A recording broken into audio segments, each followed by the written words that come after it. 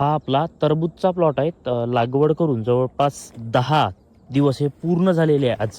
तर आज 10 दिवस पूर्ण झाल्यानंतर याची नेमकी मुळांची ग्रोथ ही कशा प्रकारे झाली आहे हे बघूया. सगळ्यात प्रथम बघा याची कॅनोपी बघा.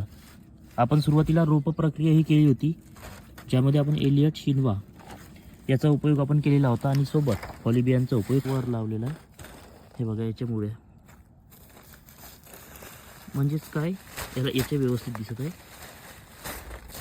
हे बघा रूट अगदी, हे बघा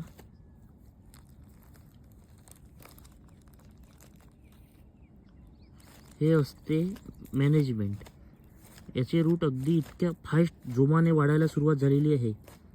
आज आपण याला 10व्या दिवशी विगर प्लस 12 हे ते ड्रिपमधून सोडत आहे. बघा इथे पाणी आलेलं आहे ड्रिपने. हे बघा इकडे पण मुळा बघा, इकडून दिसेल ॲक्टिव्ह. 10 दिवस पूर्ण. कॅनोपी बघा जबरदस्त आहे.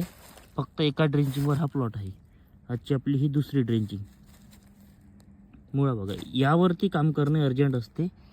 याला वाढून फायदा नाही. हे वाढेल तर आपला समोरचा भविष्यातलं उत्पन्न वाढेल. काही प्रश्न असेल कमेंटमध्ये विचारू शकता.